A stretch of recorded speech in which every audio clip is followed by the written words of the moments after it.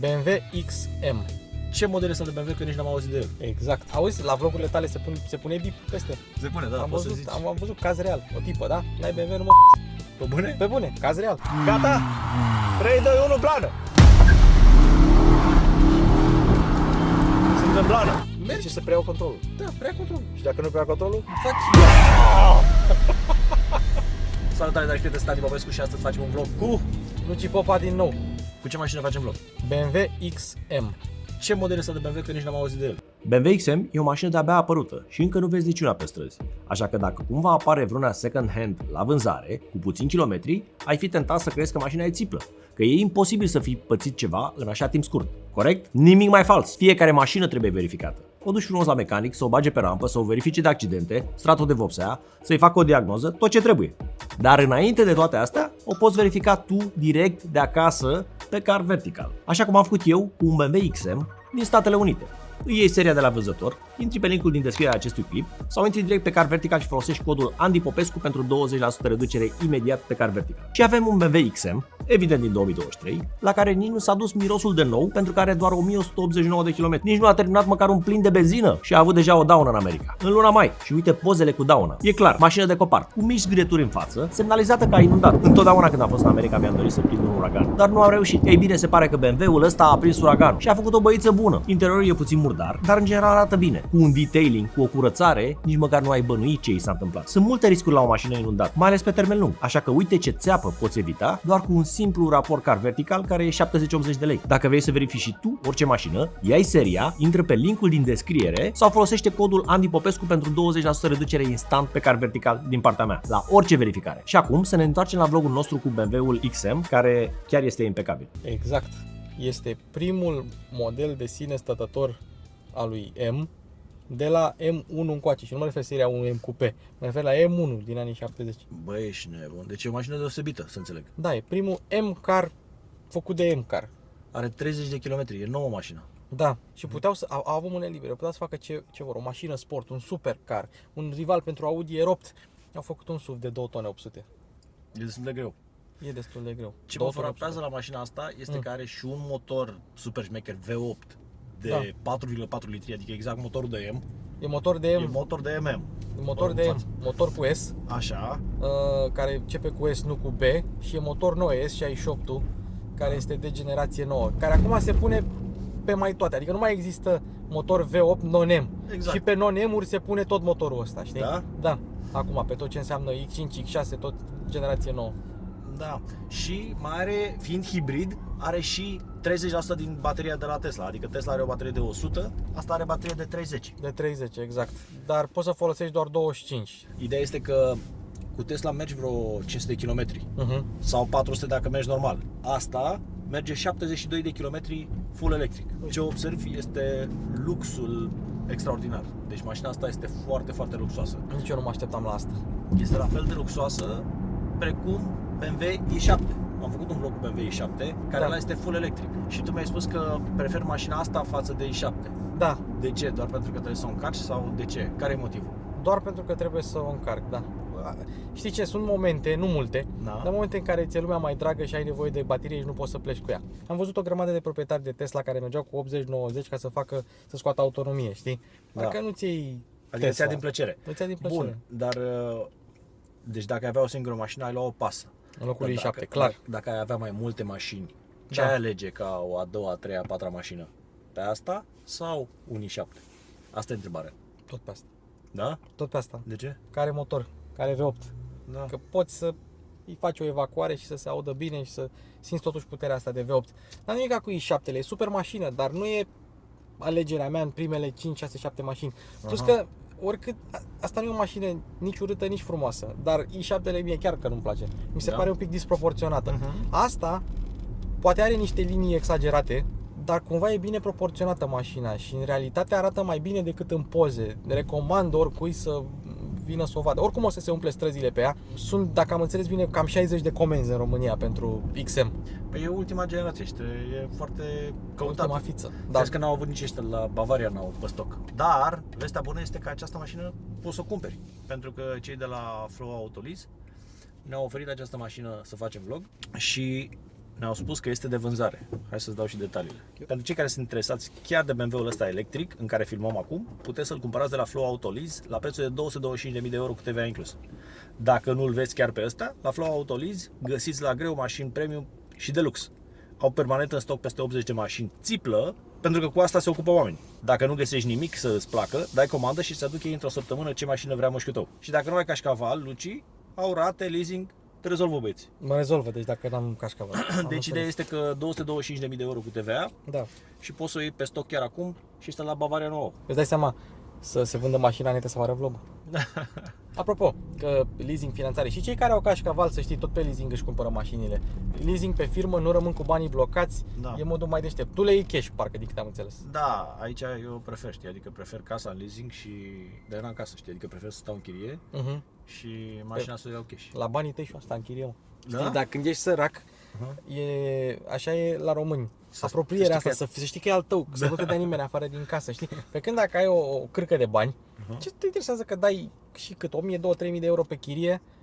Te interesează. Da, să știi că aici depinde dacă ai ce să faci cu banii. Da. Dacă eu nu aveam ce să fac cu banii și nu puteam să investesc în alte afaceri ca să-mi aducă bani, aș fi preferat să nu dau chirie. Da. Dar pentru că pot să multiplic banii în alte afaceri, atunci prefer să stau în chirie. Exact. Banii îți fac bani și atunci... Da, dar nu, să știi că cunosc foarte mulți oameni care au bani și n-au în ce să investească. Și atunci pentru oamenii ăia nu e bine să stai în chirie. Deci trebuie să vezi nuanțele în viață. Cum? Eu nu înțeleg chestia asta, să n-ai în ce să investești bani. Păi uite, gândește, dacă tu ai acum câteva sute de mii de euro, ce ai face cu ei? Acum pe bune, dar for real, ce ai face cu el? Deci tu ai acum 2-300 de mii cash, cum îi mulțești tu? Nu fără mișto. Mi-aș face niște afaceri care să aibă legătură cu domeniul auto. Spune ce, dar trebuie să spui exact ce. Mi-aș face service, spălătorie. Service plătorie, tu îți dai seama câtă muncă înseamnă să faci un service, trebuie să găsești un spațiu, te rupe chiria, trebuie să găsești oameni, Da, ai oamenii nu bani. sunt serioși, trebuie să cauți clienți, trebuie să-ți vină clienții la serviciu. Băi, deci crede-mă, să ai acum 2-300 de mii, e riscul enorm să-i pierzi, enorm. Și atunci tu Vorbesc în ce ai foarte băga? Că puteam să zic imobiliare. Dreapta. Puteam să zic imobiliare, Băi, mersi, îți dai seama că... terenuri. Cumpăr niște terenuri pe unde o să treacă... Băi, e ușor să zici, Ia frate, autostrăzile. cumpăr terenuri pe unde o să treacă. Tu îți dai seama, mă, băi, e foarte greu, crede-mă. E ușor să zici când n-ai bani, e ușor să zici, mamă, dacă aveam bani, rupeam. Dar când ai efectiv 2-300 de mii de euro și trebuie să investești în afaceri, atunci e problemă. Pentru că Uite. atunci începi să îți dai seama cât de ușor e să pierzi banii. Orice antreprenor știe chestia asta. Este foarte ușor să pierzi banii în afaceri. Crede-mă. Și e foarte ușor să vorbești când n-ai bani. Dacă aveam eu bani, să vezi ce făceam, rupeam, domne, rupeam. Cei mai mulți antreprenori pierd bani, știi? Da. Dar enough rambling, hai să revenim la mașină. Da, Deci asta este o mașină foarte mișto, da. foarte scumpă. Îți dai seama dacă i7-le e 200.000, asta e 225.000. Cine crezi că e concurentul pentru mașina asta? E simplu. Urus, Da, Bentayga, Urus are tot 650 de cai, deci asta are exact cât un Urus. cam așa. Da, Da, mă, pe dar acolo. Urus e Lamborghini totuși, nu e BMW, nu? Păi și care e problema? Că Păi, nu X6 știu, M adică- Competition se bate cu Cayenne și cu Urusul la performanțe. Când Asta... Când te duci tu acolo pe Dorobanț, unde te duci tu cu Da, gagicile, da. cu ce vrei să te vadă? Cu un Lamborghini Urus sau cu BMW XM? Te duci acum pe Dorobanți. Sunt 3 Urusuri, nicio din Eu astea. nu mă duc pe Dorobanț, eu stau aici în BC la săraci. Păi tu te duci pe În Dorobanț. Dorobanți, în oriunde, sunt 3, 4, 5 Urusuri Da? și niciun XM. Și îți garantez că XM-ul ăsta va atrage mai multe priviri decât... A găsit mai bine cu el? Eu zic că da. Eu zic că da. Nu se agață mă cu mașina, se agață cu personalitatea. Nu e adevărat, bă. Atenție, fetelor, că... Lecții de agățat cu Andy Popescu. Da. Și Luci Popa. Atenție, copilul va semăna cu proprietarul, nu cu mașina, știi? Da, trebuie să tragi fiar. Auzi, la vlogurile tale se pune bip peste. Se pune, da, am poți văzut, să zici. am văzut caz real. O tipă, da? N-ai BMW, nu mă Pe bune? Pe bune, caz real. Serios? Da. Da, mă, da. Dar asta e, îmi dai seama că sunt rare cazurile astea.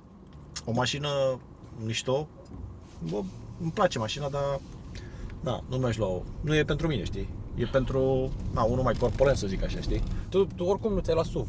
Niciodată. Niciodată, exact. Nici mie nu-mi plac SUV-urile neapărat. Pot să le înțeleg utilitatea, dar nu pot să spun că e genul meu de mașină. Băi, nu zic că sunt mașini nașpa. Zic doar că nu e genul meu, eu sunt Dar uite o ce a mașină prins Urus. super Toți au sport. făcut SUV, da? Da. Ferrari, Bentley, Rolls-Royce, Da. Lamborghini, Aston Martin. Vezi? Da.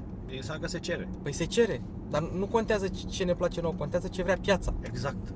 Și dacă piața vrea un SUV de 2,8 tone cu 650 de cai putere, Asta e oferi. asta îi oferi. Da. și e foarte tare, adică mie îmi place să mă uit la mașina asta. Mi-ar plăcea să o iau o dată până la munte sau ceva, știi? Știi care e faza? Știi cum gândesc eu? Bă, în secunda asta când conduc mașina, bă, cum mă simt, frate? Cum mă simt? Tu te simți așa bine în mașina asta? Da. Da? Eu chiar mă simt bine. Poziția la volan mai bună decât mă așteptam, scaunele mai confortabile decât mă așteptam. Da. Uite, eu mă simt mai bine într-un i7. Mă simt mai bine, adică e o berlină mare, e luxoasă. Am impresia că și confortul este mai mare într-un i7. Adică la asta se rezumă. E mai mare, e mai bun într-un i7, asta e rigidă. Asta zic. Asta arita mai jantele pe 23. Vezi? Și pentru mine contează enorm confortul. De-aia îmi place Tesla. Aia are suspensii pe aer de Mercedes. Da. Adică eu când sunt într-o mașină vreau să nu simt lucruri. Să nu simți lucruri. Da, vreau să nu simt gropile. Da. Am treaba asta, știi? Am rămas cu sechele din copilărie de când mergeam cu Dacia și se simțeau gropile, știi? Noi mergem pe confort acum. Da. Și mașina este destul de rigiduță. Se vede că e un M. O mașină M, nu e Da, doar dacă n-ai o problemă cu chestia asta, ia-ți-o, știi? Da. Eu nu sunt hater acum, Nu. îmi place mașina, dar vreau să spunem lucrurile exact cum sunt. Da. Deci, Uite un Cadillac Dric. Băi, Bă, cât de nebun. tare este. da, frate, chiar era Dric. Cadillac. Cadrilac. Deci, pe la urmă, care sunt avantajele unui SUV față de o berlină? În general sau la capitolul Nu, ăsta? în general. SUV, poziție la volan înaltă. Da, Senzația de siguranță, da. vizibilitate și Și te urci peste tot, pe și cațe. imagine, da. Și la munte nu rămâi suspendat așa ușor. Unii mai rămân. Da? Dar mă rog, mai Da. degrabă decât o berlină. Exact, dar du-te tu cu... Asta are anvelope Pirelli pe 0 de curse Da? și are jante pe 23. Du-te tu pe munte cu asta Da. și ți arată că rămâi. Da? Rămâi, nu, dar astea sunt anvelope de De race. race, da. Asta nu e SUV să mergi cu el pe coclauri, știi? E SUV Să mergi cu el prin oraș. să mergi cu el prin oraș, la impresie să mergi la drum lung. Oricum este absolut incredibil plafonul ăsta cum arată. Ia, ascultă aici. Forme, Alo? E cineva acasă? Andy? forme poligonale, știi? Da, 3D Adică- așa. Dar oricum, Alcantara de cea mai bună calitate, Alcantara pe aici, Lumini, piele peste tot. spectacol mașina. Și fii atent, chiar și plasticul ăsta, Da. ascultă-l. Îl auzi? Ăsta e tot Mamă, ce- portocaliu. Ce hater ești. Nu sunt hater, nu sunt hater, dar de obicei plasticul ăsta, la orice mașină e negru. Așa și. La ăsta, ca să pară mai de bogați, Da. l-au făcut maro. Așa și. Și nu, este un lucru bun. Nu e un lucru rău, e un lucru bun ăsta. Credeam că te iei cum se la oia, că domnule, uite cum se aude. Da, așa se aude orice mașină. Du-te tu în i7 și la fel se aude. Adică dacă vrei să fii hater, zici, auzi, dai 225.000 de euro și ia uite cum se aude. Da. Ce dracu? Ce vrei să fie din aur? Nu, dar la toate mașinile găsești plastic din ăsta, doar că spre deosebire de alte mașini, aici l-au vopsit. Ai aici fibră de carbon, dacă vrei, piele cusută, Bowers Verde. Wilkins, Hai. totul. E verde? Ui, Îi rupe gura Tesla. îi rupe, dar asta e, n-avem voie să-i dăm în gură, Da. că e în rodaj. De tare. Nu e de tare și plus că poate o să cumpere cineva și după aia vede vlogul ăsta Vede și zice, vlogul ăsta auzi, și zice, și-au bătut aia joc de mașină, nu Da. mai cumpăr. Așa că o să mergem frumos. Dar ce place la ea răspunde bine. La pedală răspunde bine, Da? deci are 200 de cai numai electrici și până intră turbinele, până răspunde cutia așa, pleacă motorul electric și ai răspuns Da. foarte bun. Se completează foarte bine, mult mai bine decât mă așteptam. Adică gândește că acum, deci avem rezervorul aproape plin, cu tot cu noi, mașina trece de 3 tone. Acum dacă noi o punem pe cântar, mai avem puțin și ne trebuie CEU să o conducem. Da?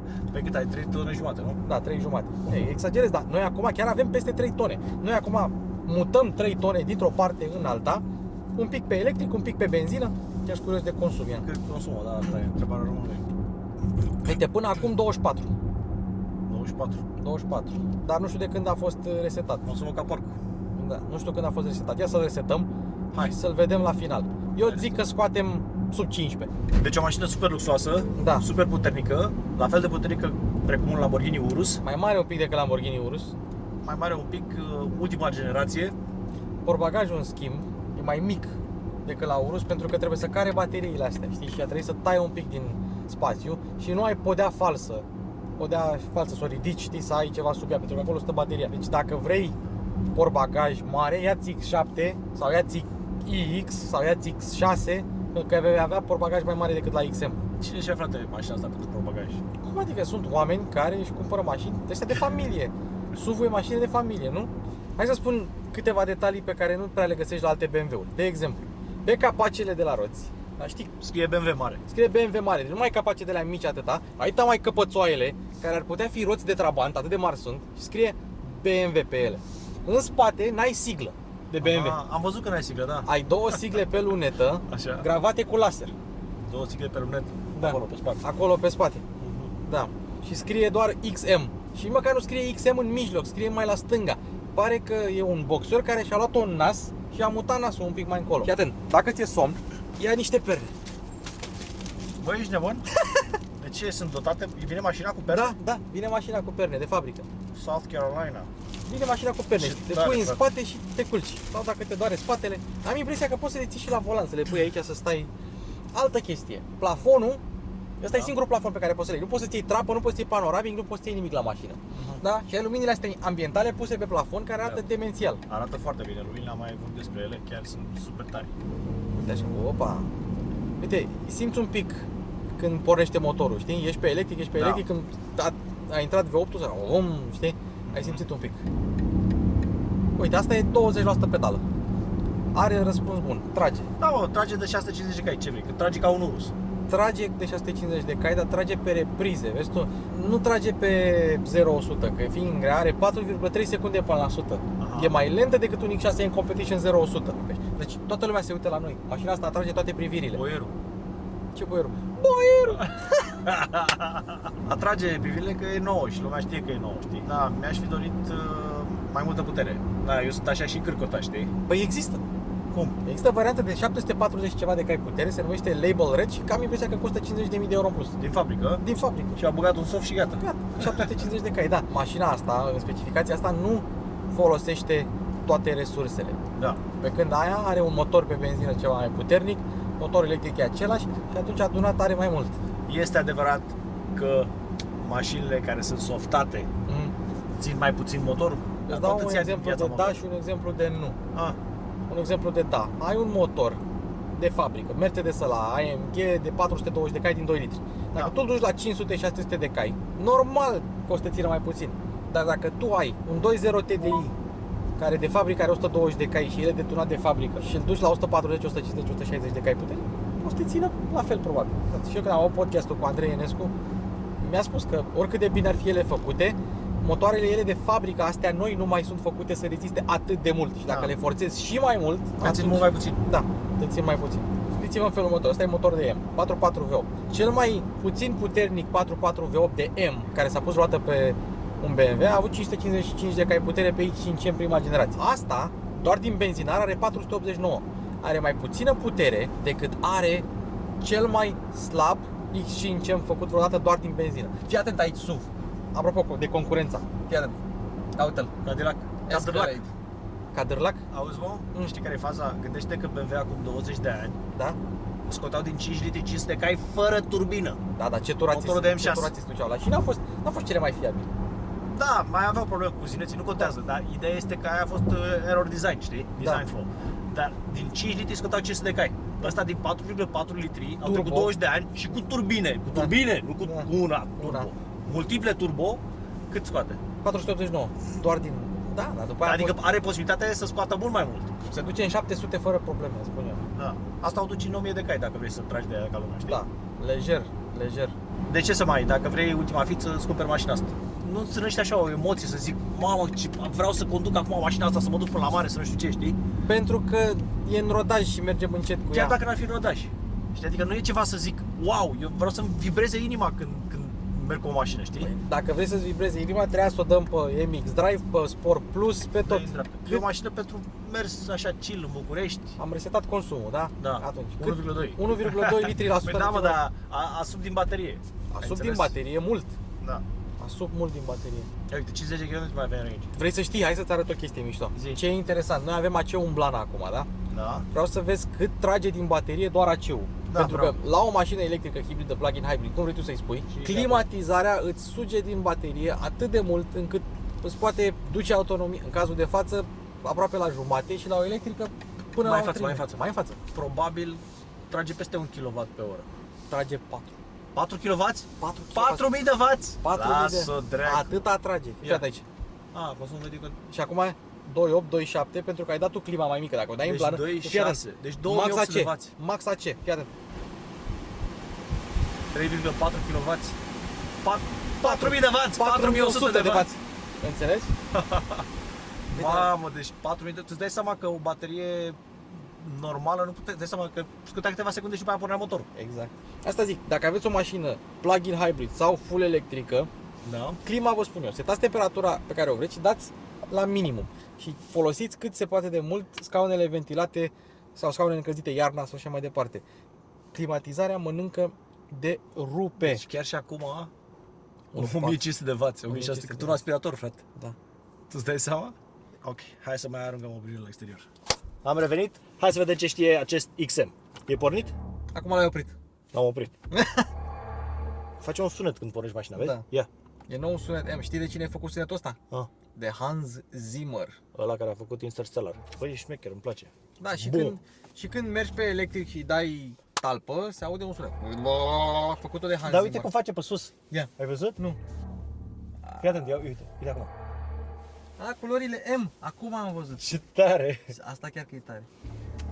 Bun, deci pornim motorul, o dăm pe hibrid, hai să o dăm pe electric. Dai pe electric. O băgăm în modul rachetă. Râde la rocket. Ia, stai. Pornirea asistent de păsare mașinii. Ia lasul. Ia la sus. Ia. Gata. Și acum ia mâna de pe volan. Și ce face? Și acum accelerează foarte ușor. Piciorul foarte ușor pe frână. Lasă-o să facă ea singură. Se oprește dacă vede un obstacol. Da. Zici că e poliția. Așa, Te-a și prins acum? poliția. Și acum Mâinile sus! mâinile sus. Și ce? Merge cu spatele. Da. În modul rachetă. O ia pe unde au luat-o, mă? Pe unde a fost inițial? Da, pe unde am fost noi inițial. Mm.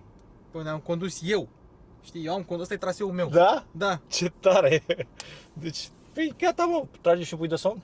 Tragem, dar mai ai vreo 10 metri și se oprește.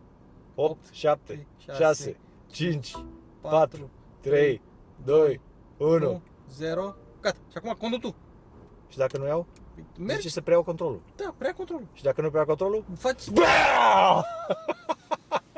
Bun, hai să o dăm pe race. Cum e? Îmi bag în race, rachetă. Vrei pe sport? Da. Ok. Te duci la M mode, Dă-mi o... dai pe sport, Da. după aia te duci la M hybrid, dai pe hybrid și după aia te duci la setup și dai aici totul pe sport, sport plus, sport, 4-wheel drive sport, numai cu DSC off. Gata, las un 4-wheel Gata, drive. deci fii atent. Da. Nu forțezi mașina. Trebuie menționat că mașina, fiind în rodaj, nu te lasă să depășești 4000 de rotații pe minut. Exact. Nu trebuie să te Și atunci trage mai încet decât ar trage după ce normal. scoți... Îți trage ca și când ar trage până la 4000. 3, 2, 1, pleacă! Mama, da scârți. 100!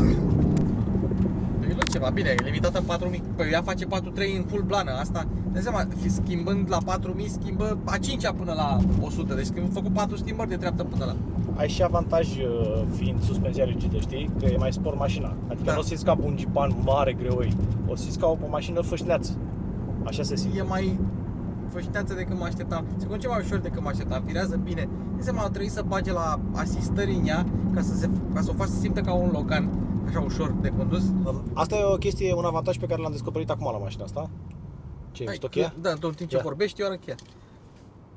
Vezi, e model nou de cheie. Da, e modelul nou de cheia. Mai micuț, să nu fie așa mare ca ăla. Exact, modale pe lateral, știi? Vreau să fac o liniuță așa cu Tesla, liniuță. De la 100 la oră să-i dăm plan amândoi. Hai! Bă, are cuplu, are. Ce mă stresează pe mine? Tetierele astea, când în momentul în care îi dai în gură, dau cu capul fix în partea asta dură a tetierei, știi? Da, mă, e sportivă mașina. Deci n-ai cum. Deci e un BMW super steroidat. E super steroidat, Știi, e adică, mare, e grea, deci... Știi care e faza? Cred că are motorul ăsta pe electric care îți dă zvâc foarte rapid așa. Vezi? Are, Adică da. ceea ce nu ai chestia asta la Urus. La Urus trebuie să, Nu, trebuie să aștepți, da. trebuie să aștepți că are turbină, nu e un motor aspirat. E pe sport? Da, Mă lași să plec, îmi dai o secundă și după aia pleci tu. Da? Gata? 3, 2, 1, plană! Sunt în plană. Să moară peștii mei cum s-a dus cu Tesla. da. Dar vezi, chiar dacă... Bine, e și motorul, n-are voie să se ducă, dar ai văzut cum da, s-a dus are Tesla? voie să se ducă, da. Dar oricum, asta a plecat bine. Mie nu-mi place Tesla. Ce-a Ia, fost așa? M4 ăla. M4 ăla, a pocănit M4 ăla. Ăla, am crezut că se M4, face ceva cu camera asta. Păi e mufa mă la M4, hai să mergem după el. Oricum, e clar că nu trage așa bine mașina, Da, că acum da. e în rodaj, știi? E de rodaj. Păi din 3000 la 4000 gata. Mie nu-mi place Tesla și eu sunt conștient că nu există bucur că nu-ți place altceva Tesla. mai bun pe piață pe electrice decât Tesla. Deci fii atent, mă bucur că nu-ți place Tesla, pentru că tu ești exponentul oamenilor care urăsc Tesla. Sau că... Adică eu pot să... Care mă, ăsta e, mă? Da, asta e de dol și e tovarășul meu. Da? Bă? Dar nu e M4, dar vezi, are mici asoli. Păcănea. Deci, nu poți să-i... Da, nu e M4. Da. Da. Dar nici ăsta nu fuge bine, știi că ăsta fuge după 4000. Da. Adică acum mașina e îngenunchiată, să zic așa. Da, nu e M4, bă. Eu am fost prost. Bun, deci să înțeleg că ți-ai luat mașina asta la 225.000 de euro cu TVA, dacă te duci frumos la Flow Auto Lease, zici vreau și eu un leasing, Așa un leasing. dacă n-ai cașcaval te ajută băieții și gata. Și vezi că ți-o iei pe loc. Ce-au mă toți astăzi? Bun, hai să mai vorbim despre mașină. Da. Îți place mașina? Mai mult decât mă așteptam. Da? De ce? Da. Mă așteptam să nu se simtă atât de brutală, vânjoasă, rapidă, manevrabilă. Mă așteptam să fie o brută, grea. Îți dai seama că pe viraje și așa o bate ursul de o cacă. Da? Dar- De ce crezi că o bate ursul? o De ce bate că... că e mult mai Păi da, dar grea. are bateriile jos asta. Și Nu accent contează, e grea. Deci fii atent diferență. Are 100, fii atent, are 13 cai în minus față de urus performante Da. și o secundă în plus până la 100. Da, e ceva. Dar fii atent să spun o treabă. Eram aici cu Ferrari săptămâna trecută Da. și făceam așa cu volanul. Da? Deci uite cum fac cu volanul, da? Da. Și mașina merge relativ drept. Da. Bă, cu ăla, cu Ferrari, ăla V6, crede-mă că făceam așa, țâc, țâc, țâc, țâc, țâc, țâc, țâc. Nu-ți vine să crezi, frate. Fără mișto. Acum mașina m-a impresionat puțin. Se simte mai ușoară și mai agilă decât este cu adevărat. Că e o mașină grea. Se simte mai bine la condus decât este. Și pe lângă asta, E limitată, e da. crippled. E limitată, da, dar suspensia nu e limitată, știi? Nu, suspensia nu, e pe sport acum, nu? Da, e pe sport. Ia până pe cea mai soft suspensie. Soft, Facem treaba asta cu volanul. Ai pus? Gata. Mamă, și mai rău. Păi uite-te aici. Normal că e direcție variabilă progresivă. Da? Normal, da. Să fie mai... Vezi cum faci cu volanul? Da. Se mișcă un pic mașina, nu zic. Da. Dar dacă mișcă mai puțin, nu se mai mișcă deloc mașina. Am un prieten care stă în Marea Britanie și omul și-a luat permisul acolo pe un Ford Fiesta. Și când eram eu tânăr, aveam el. Aha. Și vine el în România și că, bă, hai să mă lași pe mine să conduc pe autostradă, da. Știi, și el obișnuit cu Ford Fiesta, o Ford Fiesta care e destul de manevrabilă, știi? Și îl vezi pe omul la 120 la oră în ciel, uite așa. Bă, dar nu se întâmplă. Așa făcea? Uite așa. Da, la 120 la oră făcea așa pe sus. Și eu zic, bă, de bun, nu mai dă de volan, le resturnăm dracu. Dar la bă, dar nu se întâmplă nimic, știi? Aș făcea ca mine, Da, fix așa, dar nu mai, știi? Mamă. Bă, dar nu se întâmplă nimic. Fii atent, 4 lucruri vreau să le zic despre mașina asta, nu vreau să uit. Da, lasă-mă să le zic. Te rog. 1. BMW nu mai face faruri cu laser, au renunțat la faruri cu laser. Da? Toate BMW-urile noi vor avea Matrix LED, adică i7-le look în Donca. Asta. Seria 3 nou, Seria 5 nou, X7-le nou, X5 facelift, toate au Matrix LED, nu mai au laser pe versiunile de top. Bine, cred că alea vin oricum în standard. 2. Mașina are niște dungi galbene pe lateral care imită geamul, forma geamului. De ce? Pentru că mașina asta e imensă și are geamurile în spate foarte mici. Și dacă n-ar fi făcut conturul ăla auriu, mașina ar fi părut mică, cu geamuri mici, ar fi fost disproporționată. Deci dacă vedeți un XM și vedeți dunga aia galbenă așa, e pentru că mașina trebuie să pară că are geamurile mai mari decât le are de fapt, pentru că altfel ar părea disproporționată. 3. Nu mai găsiți la BMW pe modele noi cheie cu display. Pe alea pe care le laudă toți, știi? Nu mai există. Asta e singura cheie pe care o să o găsiți pe BMW. Acum au cartele cu NFC, o deschizi din aplicație. Nu mai stai cu cheia cu display. S-au modernizat. Da, s-au modernizat. 4. BMW-urile aveau 8 scurtături aici, la sistemul de infotainment. 8 scurtături pe care le puteai programa. Întâi cu posturi de radio, după aia pe sistemele de infotainment mai noi, puteai să programezi CarPlay și alte scurtături, navigație, whatever. E bine, acum au renunțat la astea. Au renunțat la scurtăturile alea 8.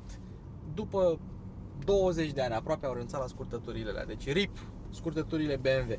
Și asta merită prezentat, gurile de ventilație, Da, niște sfârcalețuri așa din astea frumoase. Foarte ok, ușor de manevrat, dar bă, nu știu, cam fantastic e în plastic, știi, nu știu. E cam Da, dar sunt mișto la atingere, știi? sunt mișto pentru că ai grip. ai grip, da. Și imită metalul, dar nu e metal, știi? Dacă erau metalice, atunci când băteai aerul condiționat în ele erau super reci. Dar acum chiar dacă bate aerul în ele, știi, ele sunt reci de la aer, dar nu sunt metalic reci, cum ar veni. Da. Și Bordul arată ca la i8. Ca la i7, pardon. Păi Ca la e i7 se aceeași ridică. tabletă. Și fii atent, vezi? Scrie M aici, Da. că trebuie să scrie M pe undeva. Dar uite, nu scrie nicăieri pe bord, aici airbag. Da, are, nu? Uite-l, e aici. Airbag-ul îți sare din tabletă. Deci da. în momentul în care E bine că nu mai strică aia. nu mai strică bordul. Da. Și strică asta, știi? Dar Da. asta înseamnă că dacă o iei bușită din America, o să-ți dai seama mai greu dacă a fost bușită sau nu, pentru că nu o să mai sară bordul cumva, știi? O să sară din tabletă. Dacă vrei să verifici și tu orice mașină, ia-i seria, intră pe linkul din descriere sau folosește codul Andy Popescu pentru 20% reducere instant pe car vertical din partea mea, la orice verificare. Îi rup bufalul ăsta cu Tesla. Îi rup cap. Dați-mi follow lui Luci Popa pe Instagram Și pe YouTube mai mă interesează mai mult, vreau să fac și eu la 100 de emisiuni și o plac. și pe TikTok. Și pe TikTok și pe de tot. Și ne vedem la comentarii că vreau să vedem ce aveți de spus. La cât am fost noi hateri astea. Da.